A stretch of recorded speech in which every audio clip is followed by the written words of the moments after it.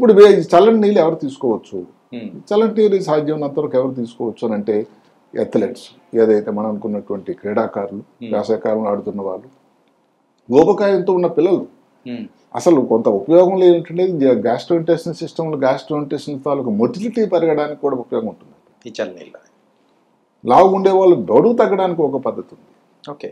ఎవరికైతే బీపీ కారణాంతరాల వల్ల చాలా చెమట అయిపోయింది, బయట అలిసిపోయాడు, వాళ్ళకు కూడా ఈ చల్లనీళ్ళు తీసుకుంటే నెమ్మదిగా ఈ బీపీ పెరగడానికి కూడా అవకాశం ఉంటుంది. అదే కాకుండా మనం చెప్పుకున్నాం, ఏదైతే డిహైడ్రేషన్ కాకుండా ఈ బ్రెయిన్లో వచ్చేటువంటి వ్యాధి డీజనరేటివ్ డిజీజ్ అంటాం, ఆల్జైమర్స్ వ్యాధి కానీ, మల్టిపుల్ స్క్లెరోసిస్లో కానీ, ఇలాంటి వాటిలో కూడా చల్లటి నీరు తీసుకున్నట్టయితే చాలా ఉపయోగకరంగా ఉంటుంది అని అంటాం.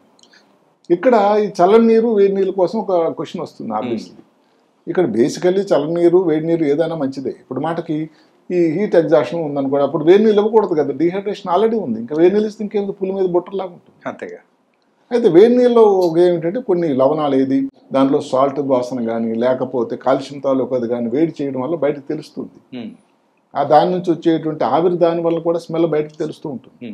అందువల్ల వేడి నీళ్ళు అందులో కానీ ఏదైనా తేడా వచ్చిందంటే మనం వేడి నీళ్ళు తీసుకోం. చల్లని నీళ్ళలో మనం చెప్పుకున్నట్టుగా ఏదైతే టేస్ట్ బడ్స్ అంత నమ్మ అయిపోవడం వల్ల తెలియకుండానే తీసేసుకుంటాం, దానివల్ల కొన్ని ఇంప్యూరిటీస్ కూడా లోపల తీసుకోవడం అంటే జరుగుతుంది. సార్, యూజువల్గా సమ్మర్లో ఎర్రటి ఎండలోంచి మనం ఇంట్లోకి వచ్చిన తర్వాత వెంటనే మనం వెళ్ళి ఫ్రిడ్జ్లో ఉన్న వాటర్ తీసి గడగడ తాగుతూ ఉంటాం.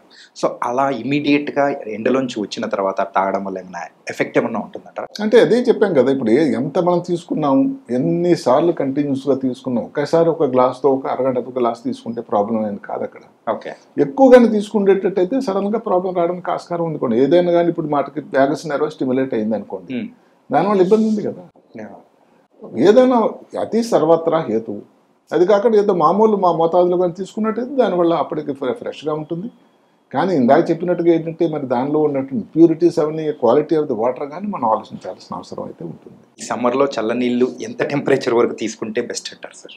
అంటే జనరల్గా టెంపరేచర్ అనేది ఫిక్స్డ్గా ఏం లేదు. వేడి నీళ్ళు కానీ లూక్ వామ్ వాటర్ ఎప్పుడు కూడా అసలు ఆసియా ఖండంలో మీరు నమ్ముతారా, చల్లనీళ్ళు తాగే కన్నా ఈ మధ్య కాలంలో అది వెస్టర్న్ సాంప్రదాయం. అసలు ఏషియా ఖండంలో ఎక్కువగా కొంచెం గోరువెచ్చని నీళ్ళు తాగుతారు ఎక్కువ మంది, అది ఆరోగ్యదాయకం అని అంటారు. వేసవికాలంలో కూడా దేవాలు తీసుకుంటారు. దానివల్ల ఇంప్యూరిటీస్ అన్ని దాని ఫిల్టర్ అయిపోతాయి, దాని రుచిని బట్టి తెలుస్తుంది. రుచి లేకపోతే మీరే అప్పుడు తాగరు. మీరు గడగడవని పూర్తిగా బాటిల్ తాగేసినా కానీ చల్లని నీళ్ళు తెలియదు కదండి, టేస్ట్ తెలియదు, ఎందుకంటే మీ టేస్ట్ బడ్స్ నంబ అయిపోయినాయి. అందువల్ల దాని ఇబ్బంది దానికి ఉంది.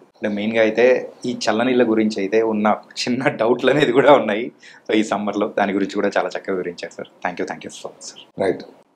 ముందు ఎప్పుడు కూడా మంచి చెప్పుకుంటేనే కరెక్ట్. మంచి గురించి 2 మాటలు చెప్పుకుందాం.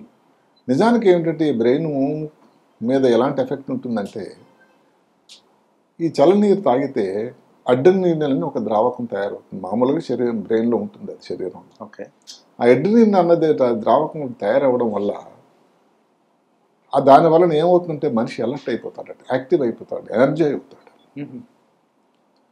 అదే కాకుండా ఇప్పుడు ఈ కొంతవరకు మామూలుగా ఈ వ్యాగస్ నెర్వ్ ఉంటుంది, దాన్ని పొట్టలోన ఈ అన్నవాహిక ఈసోఫాగస్లో గొంతుకు లోపలికి వెళ్తే స్టిమ్యులేట్ అవుతుంది.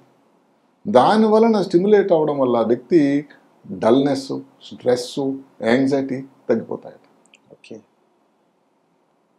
అదే కొంతమందిలో డైరెక్ట్గా కొంతవరకు తాగడం వల్ల లేకపోతే చల్లనీళ్ళు స్నానం చేయడం వల్ల ఎవరైతే బ్యూటీ కాన్షియస్ యువతల్లో ఏదైతే ఉందో ఈ వెంట్రుకల తాలూకా రూట్స్ లోపలికి ఇది మాయిశ్చర్ తేమ పోయి ఆ స్ప్లిట్ అయిపోవడం, 2గా అయిపోయి పాడైపోయినటువంటి లేకుండా వెంట్రుకలకి మంచి నూనెగా మెరుస్తూ ఉండేటువంటి ఇవి కూడా రావడానికి అవకాశం ఉంటుందట. ఓకే. అదే కాకుండా అన్నిటికంటే ముఖ్యమైనది ఏంటంటే హైడ్రేషన్. మీరు చెప్పినట్టుగా వ్యవసాయ కాలంలో హైడ్రేషన్ ఎందుకు అని అంటే బ్రెయిన్కి హైడ్రేషన్ అనేది చాలా చాలా ముఖ్యం. ఒక కారణం ఏదైతే ఉందో ఆల్జీమర్స్ వ్యాధి, మతిమరుపు వ్యాధి, లేకపోతే ఇలాంటివి రావడానికి కారణం ఏదంటే ఓల్డ్ ఏజ్లో పర్టికులర్గా వాళ్ళు ఎక్కువ తీసుకోరు నీరు తెలియకుండానే. ఆ డీహైడ్రేషన్ వల్ల ఇంకా ఇబ్బంది వస్తుందని కూడా ఒక పద్ధతి ఉంది. సో హైడ్రేషన్ వల్ల కూడా బ్రెయిన్ తాలూకా ఉత్తేజంగా ఉండి యాక్టివ్గా ఉండి ఇబ్బందులు రాకుండా ఉండడానికి దోహదకారి చేస్తుంది. ఇది ఒకటి.